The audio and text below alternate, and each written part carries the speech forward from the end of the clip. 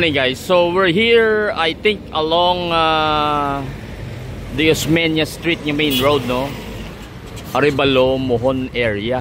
I would think daw sa unhan dito ang aton famous nga Mohon terminal, no? Anyway, ini siya nga dalan guys, pakadto sa ila ding daw what seems to be mini esplanade or Iloilo River embankment, no? Nga daw may esplanade man. So makadto lang kita dire, kami nakita kita nga may tarp, no? So base dire is the PWH project, no? Pero daw wala sang nakabutang dire nga timeline. And then flood mitigation structures kuno ang nakabutang dire. So para sa flooding ano, na project, ano? So anti-flooding. And then over here sa left sini, mayara siyang tarp nga nagabutang sang cost niya, which is 143 million, ano? As well as ang contractor is the YPR, General Contract and Construction Supply Incorporated. So amo na siya nakabutang dire. Kay since lately may mga report about sa flooding, kag ang isa ini sa areas nga ginahambal nila kuno nga nagakos sang flooding. Tanaw lang naton dire ang ilang ginobra kay inisya daw basically do esplanade gani kung ako mag-interpret. So masulod lang kita, lakto na nato ni ini pasulod, ano? So dire I think sulod na ilang heavy equipment. So sa ulunhan actually may structures na to minakita ko, wala galing dito kay nasa tarp nakabutang ang timeline guys. So tanaw na naton ang ila dire nga ginhuman ng project, ano? Actually I can see nga daw baluster type ang railings ini. Siyempre Iloilo River, so may halo nga dagat kag tabang nga tubig. So kinanglan niya baluster type ang ilang railings, ano? I can hear nga may heavy equipment nga nagatrabaho. I think siguro masibakho. So we will find out, no? Actually medyo slopey panubo halin dito. So sige ang trabaho niya sini. So siguro ginaano yang duta bala guys. So hindi lang kita magdisturbo, makadto lang kita dire sa may right area sa ining side. So makita naton dire duta pa lang ini, pero ang railings dahuman na kag malawig, no? So wala ko kabalo kundi ang ginhalinan sini. Well, maybe in the future siguro basi ko masiminto na, so try naton lakton or i-survey man sa ulunhan, no? So i-zoom lang naton sa study dito guys ang iyang as far as I can see ang railings siya humana. So lagko niya ang railings, hindi siya pares ang regular naton ni esplanade, kundi dalagko ni siya yung railings. Wala gani ko kabalo kung din siya nag-start, ano? So amo na siya kay nakita naton, kay based sa mga news nga ginreklamo kay naga-cause kuno sang flooding. Pero as far as I can see daw wala man sa gakos ang flooding. It so happen lang gin siguro gin palapad ini nga part gin kaon niya ang parts ng Iloilo River, So amo na siya. But then ang levels ng tubig dire kung i-zoom naton, I'm not sure kung makita nyo dira, basta medyo taas siya.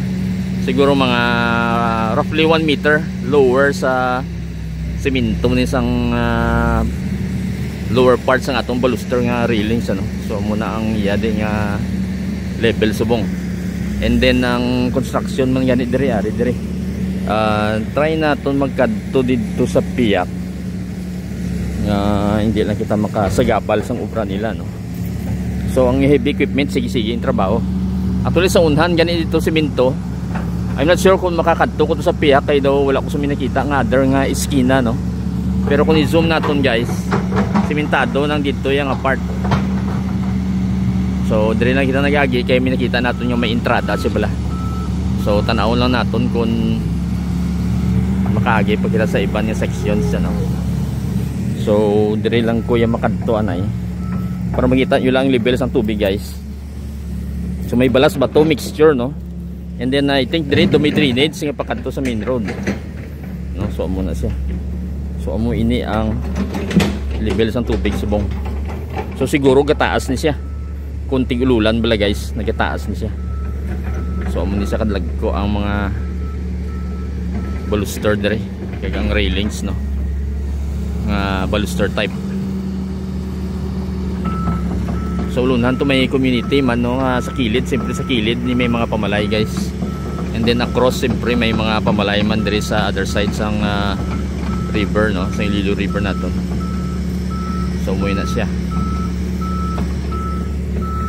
And dire ganing section, if I'm not mistaken, base ang lapit to sa muhon nga area no nga aton lang terminal, base dito nag-start nagsugod ano. Kag ini ang ulihi nga part nga section. So muna ning nabutan ko diri subong. So muna siya guys. Try lang naton katuan kung may iban pa kay may nakita kita nga may mga street lights na dito sa ulunhan. Kay base pwede nga dito giman siya nag-start. So tanaw naton kung katuan naton ang ditong areas kung makakadto kita. May eskina blang areas nga masudlan naton guys. Nga para mapakita ko sa inyo kay simentado na siya kag may mga street lights na. Okay guys, so dire lang kina-transfer sa may Mohon Bridge ano. As you can see there may ngalan nga Mohon Bridge. So to my right is actually pakadto na ni sa Mandurriao guys. And then to my left is going back to main road sang Arevalo no. As you can see there mang ato ni famous nga 7-Eleven stop dra bla sa ulunhan. So anyway, wala kita way magsulod dito sa other areas of access ng ilang construction site. So dire lang kita makadto kay medyo may view kita dire sa ilang project ang section blang may semento. So pwede naton dire makita sa bridge ano. Hindi gid sa totally nga 100% nga viewable, pero makita naton dire ang ilang progress. So muna siya guys. So makita nyo da may ara na da nga semento na kag daw may mga pavement blocks na ganing ang nakabutang ano.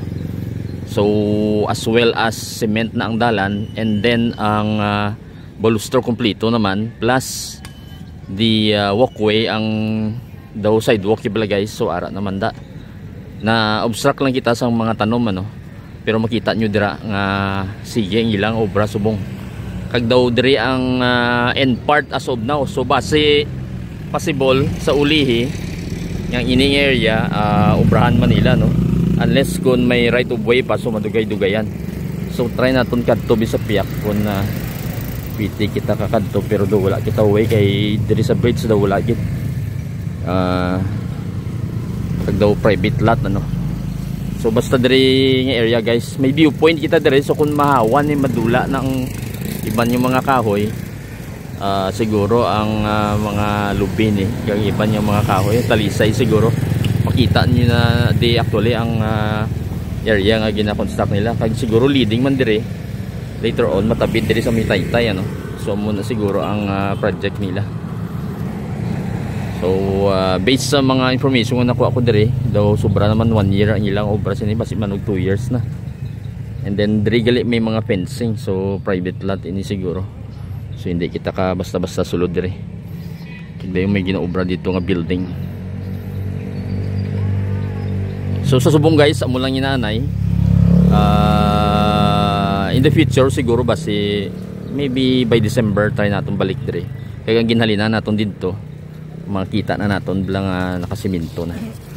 Kay possibly in 6 months time damo na ang ilang progress nga maobra no sa ilang project. So in any case, bantayan nyo lang sa channel ang mga future ko nga mga post nga mga update diri sa ining project. So manubo ang atong tubig sa subong. Pares man dito kay na medyo taas-taas lang gamay sa dito nga section. Okay guys, so till the next video. Thank you for watching.